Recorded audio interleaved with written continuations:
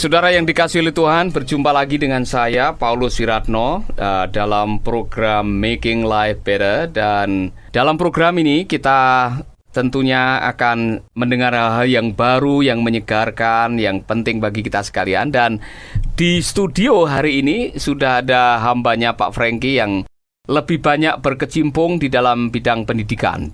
Ada satu hal yang saya sudah mendengarkan dari beliau pribadi, betapa pentingnya kita selalu mengasah otak ini, sehingga otak kita ini betul-betul bisa menjadi maksimal, dan kita bisa menggunakannya untuk hal-hal yang betul-betul berguna bagi orang-orang di sekitar kita. Pak, bisa ceritakan sedikit mengenai pelatihan-pelatihan yang Bapak lakukan mengenai berkaitan dengan istilahnya otak tengah ini, bagaimana ini, Pak? Ya, sebelum saya menjelaskan, saya ingin merevisi sedikit mengenai istilah otak tengah, karena sebenarnya kita memang ada bagian midbrain di situ, hanya untuk di batang otak situ. Tapi yang terpenting adalah fungsi daripada otak kanan dan otak kiri kita. Karena kalau kita bicara dengan ahli-ahli neuroscience itu bahwa otak kiri adalah untuk memori jangka pendek, otak kanan adalah memori jangka panjang. Nah, apa yang membedakan sebenarnya kenapa ada anak-anak yang atau orang-orang yang jenius, orang-orang yang pandai, orang-orang yang bisa achieve segala sesuatu dengan pemikiran yang brilian, ada anak-anak yang hanya bengong, duduk, hanya tidak bisa melakukan aktivitas. Ya, kita harapkan anak muda bisa kreatif, tapi beberapa anak muda tidak bisa diharapkan untuk itu. Nah, apa yang menyebabkan itu? Saya ingin bagikan apa bedanya otak dari Einstein dengan otak dari manusia normal. Nah, di dalam otak kita ada namanya neuron, atau itu sel otak utama. Tapi di semua manusia jumlah neuron adalah sama, sekitar 100 miliar neuron. Nah, di samping neuron ada yang namanya sel glia. Nah, sel glia ini sel penunjang neuron, di mana kalau kita melatih otak, sel glia ini bisa tumbuh. Tapi kalau kita tidak melatih otak kita, sel glia ini bisa mati. Jadi Einstein punya sel glia lebih banyak, 3 kali lipat daripada manusia biasa. Bagaimana cara menumbuhkan dari sel-sel glia ini adalah dengan latihan. Nah, yang terutama saat latihan itu kita diharuskan untuk rileks. Itu kenapa kita perlu hati yang gembira. Yang sebenarnya di dalam organ, hati adalah bagian daripada otak kanan sebenarnya. Karena kalau kita nunduk dada itu kan jantung sebenarnya. Ya, hati adalah berhubungan dengan otak kanan. Di situ disimpan perasaan, di situ disimpan memori jangka panjang. Bahkan kita bisa tahu orang berbohong atau tidak bila kita melihat dari pergerakan bola matanya, karena pergerakan bola mata itu pun sangat berkaitan dengan otak mana yang bekerja, seperti itu. Nah, untuk latihan-latihan seperti ini ada teknik-teknik tertentu yang dikembangkan beberapa tahun, bahkan mungkin bukan hanya beberapa tahun belakangan ini, sudah lama. Hanya kita mungkin di Indonesia agak terlambat menerima informasi bagaimana cara-cara mengembangkan otak kita menjadi lebih baik. Nah, ini kalau ada orang tua yang mendengar, yang selama ini mungkin bergumul, anaknya sudah dileskan ke mana-mana, sudah ngundang guru ke rumah, tapi masih saja kemampuan anaknya dalam hal menyerap pelajaran itu masih lambat, masih belum seperti yang diharapkan. Harusnya bagaimana, Pak? Sebelum ke arah sana kita mesti mengerti tentang multiple intelligence, Pak. Jadi ada berbagai macam jenis kecerdasan. Nah, kita harus tahu, tugas orang tua mengetahui anak ini potensinya di mana, kecerdasannya seperti apa. Belum tentu semua anak tidak bisa matematika itu bodoh. Karena di sisi lain dia bisa mengembangkan, dia bisa menari dengan baik, dia bisa melukis dengan sangat baik. Contohnya seperti anak-anak autism. Anak-anak autism itu banyak yang bisa dia lakukan melalui imajinasinya. Nah, ini kalau dilatih, kemudian orang tua sabar ya, dikontrol makanan dan sebagainya, bahkan ketika dia sembuh, anak-anak autism itu bisa menjadi anak-anak yang jenius. Nah, kemudian ada juga anak-anak disalah mengerti oleh bahkan guru sama orang tua. Dia tidak bisa membaca, dia tidak bisa sudah umur belasan tahun masih susah membaca. Nah, ini kemungkinan besar mereka mengidap yang namanya disleksia. Disleksia itu kalau dia melihat tulisan terbolak-balik. Tapi anak-anak disleksia itu sangat-sangat mahir kalau disuruh melukis, menggambar.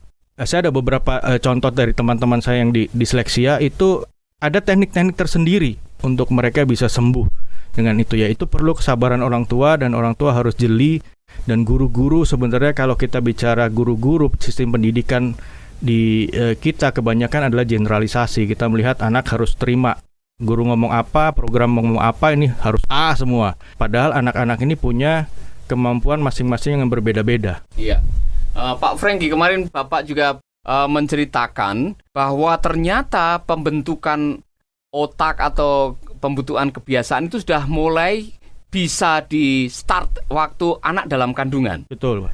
Pak, bisa diceritakan itu bagaimana bisa dalam kandungan pun kita sudah bisa membentuk otak anak-anak ini. Jadi di dalam kandungan, usia kandungan sekitar 3 bulan, itu adalah masa pembentukan daripada sel-sel di otak. Karena itu kenapa disarankan pada waktu memasuki usia 3 bulan diperdengarkanlah musik-musik klasik supaya pembentukan otaknya jauh lebih baik. Pada saat anak mulai usia sekitar 7 bulan dalam kandungan, fungsi daripada telinga anak-anak ini mulai bekerja dengan sempurna, dengan baik, sehingga apapun yang dia dengar, detak jantung ibunya, suara-suara yang dari luar dia dengar, itu masuk ke otaknya dia, dan bahayanya adalah itu masuk tanpa ada penghalang. Jadi dan itu masuk langsung ke memori jangka panjang. Mulai dari start 7 bulan dalam kandungan sampai usia 6 tahun, kemampuan dia menyerap itu sangat luar biasa. Sehingga kalau kita memasukkan hal yang negatif, itu akan berlaku terus di dalam hidupnya dia. Dan itu akan menjadi sifat dasar mereka sebenarnya. Sifat awal mereka itu dibentuk pada saat kita memasukkan data-data pada usia-usia antara 7 bulan dalam kandungan sampai 6 tahun. Betul. Wah, luar biasa. Saya tertarik ini, Pak, karena ada kaitannya dengan apa yang dikatakan oleh Rasul Paulus. Kadang-kadang orang bertobat ini kan susah. Iya. Ya kan? Orang bertobat ini kan berubah cara berpikirnya. Betul. Seharusnya kan begitu. Ya. Cuman kadang-kadang balik lagi, istilahnya relapse lagi, ya kan? Udah bertobat, sudah membaharui hidupnya, udah berjanji di hadapan Tuhan, sudah dibaptis, bahkan mungkin sudah penuh dengan Roh Kudus. Dalam keadaan tertentu, karena stres, karena masalah, karena pergumulan, tiba-tiba balik lagi. Itu kenapa, Pak? Menurut Bapak kenapa itu? Di dalam sistem, kalau kita bicara sistem daripada penyerapan di otak kita, ada yang namanya reticular activating system, Pak. Reticular activating system itu adanya di batang otak dan melewati midbrain. Nah, sebenarnya itu yang tadi awal disebut otak tengah adalah sebenarnya kita melatih dari midbrain ini, dari reticular activating system. Jadi reticular activating system adalah jalur di mana udara masuk dari situ, informasi masuk dari situ, dan dia yang bagi informasi ini masuk ke otak kiri atau otak kanan, seperti itu. Dan kalau kita stres atau yang aneh ya, kalau kita sombong pun itu berpengaruh. Nah, begitu kita stres, dia akan menegang. Dan saat menegang, saluran itu akan menyempit. Informasi tidak bisa masuk dengan baik. Saat itu menegang lebih sehingga tertutup rapat, fungsi otak kanan kiri kita sudah tidak bisa melakukan fungsinya. Dan itu akhirnya diambil alih oleh otak binatang kita. Kita punya otak vertebrata sebenarnya. Otak binatang, saya suka tuh mendengar itu. Ya. Jadi waktu otak binatang mengambil alih, kelakuan kita kayak binatang gitu. Betul, otak binatang cuman punya 2, yaitu kita lari atau kita defense atau kita melawan. Begitu aja, iya. Jadi disitulah kadang-kadang istilahnya kumat kembalinya. Manusia lama kita kembali lagi kadang-kadang. Orang istilahnya jadi yang dulunya udah bertobat, akhirnya waktu stres, waktu menghadapi kesulitan, karena tersumbat itu tadi, akhirnya kita melakukan hal yang mungkin seperti tadi, menyerang atau lari dari kenyataan dan sebagainya. Pak, dari sisi rohani, apa yang bisa kita lakukan supaya akhirnya otak kita ini benar-benar bisa maksimal? Seperti yang Tuhan mau. Firman Tuhan seperti tadi yang teman saya Irwan katakan, bahwa carilah dahulu kerajaan Allah dan kebenarannya, maka semuanya akan ditambahkan kepadamu. Kenapa berlaku seperti itu? Nah, saya selidiki firman Tuhan ini berkaitan dengan otak manusia. Ketika kita mencari kerajaan Allah, ketika kita berdoa, kita melakukan segala aktivitas ketuhanan kita atau spiritual kita, apa yang terjadi dalam otak kita adalah rileks. Yang pertama rileks. Kemudian ada bagian-bagian tertentu di otak kita yang terstimulasi dengan itu. Dan ketika bagian otak kita terstimulasi dengan itu, akan ada pertumbuhan sel-sel baru, regenerasi sel-sel baru, sehingga secara tubuh kita juga sehat. Dan kalau tubuh kita sehat, otak kita sehat, kita bisa berpikir dengan dengan baik, dengan cemerlang, Ya. dengan kreatif. Seperti itu, Pak. Nah, ini dalam kaitannya dengan pertumbuhan rohani. Ya. Kalau orang karena waktu umur dalam kandungan sampai 6 tahun itu dilecehkan, mendengarkan kata-kata yang negatif, tinggal di atmosfer yang tidak mendukung, itu dampaknya seperti apa nanti, Pak? Mereka akan sulit sekali untuk dimotivasi, Pak. Nah, saya pernah survei membedakan antara anak dari orang yang seperti itu, yang tinggal di lingkungan di mana kata-kata negatif selalu diucapkan oleh orang tua, bahkan keluarga besar sekitarnya, bahwa mereka orang miskin. Mereka nggak usah kita punya mimpi tinggi-tinggi, karena kita hidup aja, makan aja susah. Dan pada saat itu istrinya sedang hamil, sedang hamil tua ya. Dan ketika anaknya lahir, anak itu pun akan sulit sekali karena sudah tertanam dalam dirinya, dalam otaknya dia, bahwa saya orang miskin. Saya nggak boleh punya mimpi tinggi-tinggi ya, karena susah mencapainya orang miskin. Beda dengan anak-anak orang yang cukup berpendidikan, ketika waktu istri hamil, di sekitarnya dia itu ada orang-orang yang penuh dengan antusias, penuh dengan positif. Nah, anak ini pun tumbuh dengan sel-sel otak yang sangat baik, dengan memori yang sangat baik. Luar biasa. Jadi ada pengaruhnya ya. Pengaruh, Pak. Jadi apa saran Bapak buat para orang tua nih, yang masih punya anak yang masih kecil-kecil nih, yang sedang mendengarkan program ini?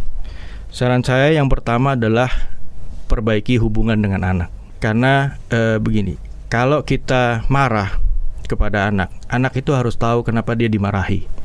Karena kalau dia tidak tahu kenapa dia dimarahi, dia hanya bilang bahwa papa atau mama tidak sayang sama dia. Nah, kalau dia terus-terusan seperti ini, dimarahi, kita bawa emosi kita saat bekerja, kita bawa kegundahan kita di kantor pulang, dan kita marah-marah, mereka mau bermanja dengan kita marah. Nah, akibatnya mereka akan berpikir mama papa tidak sayang, dan ini kalau terus-terusan tertanam dalam diri mereka, kemudian di saat mereka sudah mulai bisa memberontak, orang tua bahkan sangat kaget, kenapa kok anak saya tiba-tiba jadi seperti ini, memberontak. Itu karena penumpukan data negatif yang mereka terima. Ya, ini baik sekali, Pak. Ini pengetahuan yang baik sekali buat semua pendengar, dan buat saya juga yang masih punya anak remaja, untuk berhati-hati. Nah, saudara pendengar yang saya kasih dalam Tuhan, jangan lupa ikuti terus seri ini, karena ini sangat penting sekali di acara Making Life Better. Dan bahkan saudara sudah bisa mendownload aplikasi Making Life Better di HP.